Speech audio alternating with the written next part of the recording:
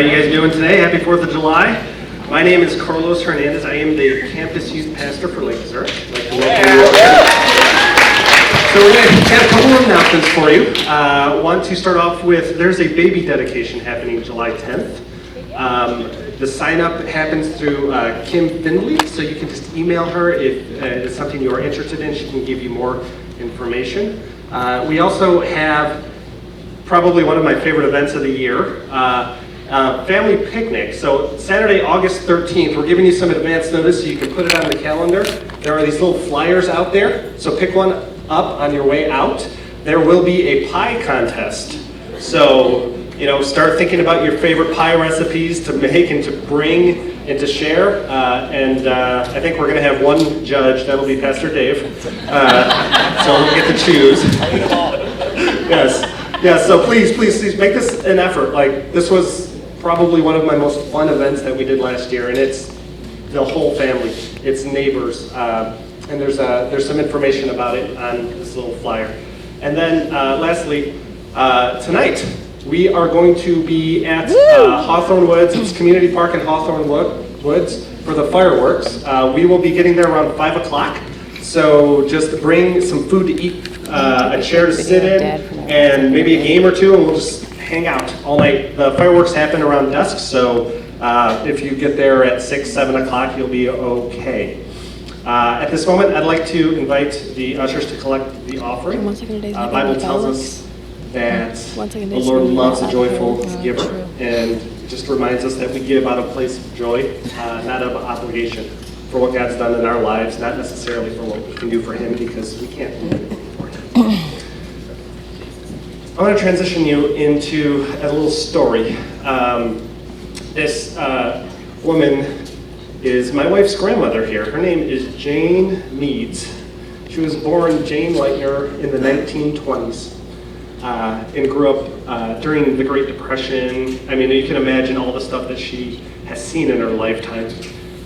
Jane, and this maybe runs in the family, Dave, she had 7 kids. No! So Jane, my wife and I have 5 kids, sorry. Just throwing that out there for those of you who don't know us.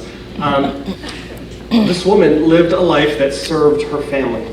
And she lived a life that served her family so well that when her kids started to get married off, what she did was she went and she bought this flag, and it just had the word joy on it, all right?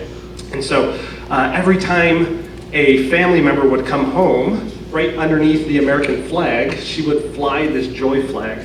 And so like every time, it didn't matter if it was a family gathering, it didn't matter if they were like everyone was going on a cruise, she would always greet everybody with this flag that had joy on it. And so in 1985, she decided to have her first joy party. All right, and this is my wife's generation, right? And they all had these little T-shirts with the word "joy" on it that literally matched the flag that she purchased. That's a better view of the T-shirt. Well, this woman had affected so many people. She had such an impact on their lives that 2 years ago, when her husband of 70 plus years passed away, this is 3 generations removed now, we all decided to get joy shirts and wear them, kind of in honor of the legacy that she had left. Isn't that cool? Yeah. 2 weekends ago, we went to her memorial. Like, she passed. She lived a little under 92 years, 92 wonderful years, and regardless of what she did for her vocation, regardless of anything else, her legacy, like her generational blessing from one to the next, is this concept of joy. Isn't that cool? In her head, right? It wasn't just a feeling, it wasn't just a way of living, it wasn't just a feeling, it was a way of living. For her, it stood 3 important values. First Jesus, then others, and then yourself. Isn't that cool? Jesus, others, yourself. And now my kids have that from their great-grandmother. I want us to kind of lean into the message that Pastor Dave's about to give to us in generational blessing. It's not happenstance. It is actually something that is pretty intentional.